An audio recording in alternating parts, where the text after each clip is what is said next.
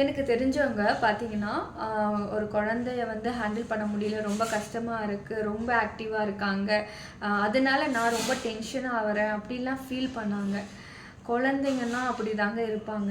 அமைதியா இருந்தா மட்டும் குழந்தை கிடையாது. அது துரு துரு துரு துருன்னு பண்ணாலும் அதுதான் குழந்தைங்க ஆக்டிவ்னஸ்.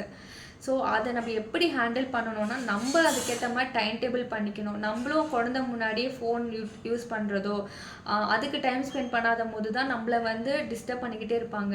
நம்ம பிளான் பண்ணி என்ன பண்ண போறோம், நெக்ஸ்ட்டு அந்த குழந்தைக்கும் டைம் ஸ்பெண்ட் பண்ணணும். அதுங்களுக்கு நெக்ஸ்ட் என்ன கிளாஸஸ் கூட்டிட்டு போணும், எக்ஸ்ட்ரா கரிக்குலம்ஸ்க்கு டைம் அதெல்லாம் நீங்க கொண்டு வந்தீங்கன்னா, அவங்களும் கொஞ்சம் ஹேப்பியா இருப்பாங்க. ஸோ ஈஸியாவும் ஹேண்டில் பண்ணவும் முடியும். பேரண்டிங் வந்து நெறைய பேரு இப்போ பார்த்தீங்கன்னா, ஜாயிண்ட் ஃபேமிலி இல்லாம சிங்கிள் ஃபேமிலியா இருக்கிறம்போது ரொம்ப சின்ன ஸ்மால் நியூக்ளியர் ஃபேமிலில வந்து ரொம்ப கஷ்டப்படுறாங்க. என்னால ஹேண்டில் பண்ண முடியல, ஸ்ட்ரகிளா இருக்கு, அப்படி இருக்கு சொல்லிட்டு. ஸோ அதுக்கு வந்து மோஸ்ட் ஆஃப் ஃபோக்கஸ் என்னன்னா, நீங்களும் குழந்தைக்கு ஒரு பிம்பம் மாதிரி தான். நீங்க எப்படி இருக்கீங்களோ, அப்படிதான் அந்த குழந்தை நடந்துக்கும். ஸோ நீங்க நல்ல விஷயமா இருந்தீங்கன்னா, எப்படி அந்த குழந்தைக்கு ரிஃப்ளெக்ட் பண்றீங்களோ, அதுவும் அதுக்கு ஏத்த மாதிரியே மாற்றம் இருக்கும். ஸோ நீங்களா உங்கள கேர் பண்ணணும் கரெக்ட்டா. ஓகேங்களா? Thank you so much.